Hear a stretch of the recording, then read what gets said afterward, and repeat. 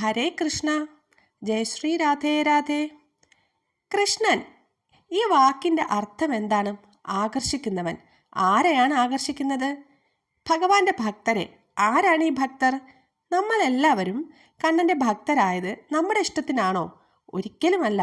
നമ്മളെ തിരഞ്ഞെടുത്തത് ആ ഭഗവാൻ തന്നെയാണ്. നമ്മളെ കൃഷ്ണനിലേക്ക് അടുപ്പിക്കുന്നതും ആ ഭഗവാൻ തന്നെയാണ്. കണ്ണന് നമ്മളെക്കുറിച്ച് എല്ലാം അറിയാം, പക്ഷേ നമുക്ക് നമ്മളെക്കുറിച്ച് ഒന്നും തന്നെ അറിയില്ല.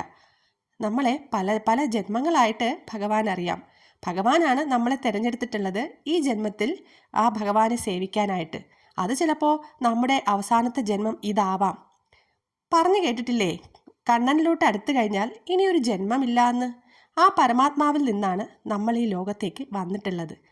അങ്ങനെയാണെങ്കിൽ ആ പരമാത്മാവിലേക്കല്ലേ തിരിച്ചു പോകേണ്ടതും? എവിടെയോ വായിച്ചു കേട്ടതാണ് നമ്മളെല്ലാവരും കണ്ണൻ്റെ ഗോപന്മാരായിരുന്നു എന്ന്. പിന്നെ ഈ മായാലോകത്തോട് ഒരു ആകർഷണം തോന്നിയിട്ടാണത്രേ നമ്മളിവിടെ വന്ന് ജന്മമെടുത്തത്. ഇനി നമുക്ക് ആ ഭഗവാന്റെ അടുത്തേക്ക് തന്നെ തിരിച്ചു പോകണ്ടേ? നമ്മളിവിടെ അനുഭവിക്കുന്നത് മുജ്ജന്മ കർമ്മഫലമാണ്. ഈ കർമ്മഫലങ്ങളൊക്കെ അനുഭവിച്ചു കഴിഞ്ഞാൽ ആ ഭഗവാനിലേക്ക് തന്നെ പെട്ടെന്ന് തിരിച്ചെത്താൻ കഴിയും. എല്ലാ പ്രശ്നങ്ങൾക്കും ഒരു പരിഹാരമേ ഉള്ളൂ: നാമജപം.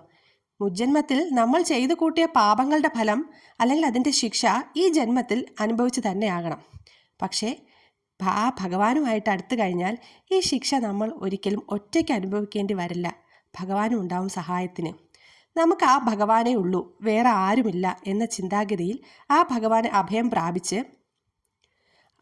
പ്രാപിച്ചു കഴിഞ്ഞാൽ മുജ്ജന്മ കർമ്മഫലം ഭഗവാനായിട്ട് തന്നെ അതിൻ്റെ കാഠിന്യം കുറയ്ക്കുന്നതായിരിക്കും. ചിലതൊക്കെ തട്ടി മാറ്റാനും ആ ഭഗവാന് സാധിക്കും.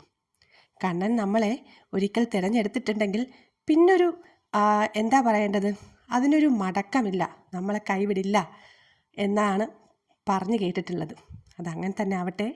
ആ സാക്ഷാൽ ജഗദീശ്വരനെ പ്രാർത്ഥിച്ചുകൊണ്ട് ഈ വീഡിയോ കേൾക്കുന്ന എല്ലാവർക്കും എല്ലാ അനുഗ്രഹങ്ങളും ഭഗവാനും രാധാറാണിയും നൽകട്ടെ. രാധേ രാധേ.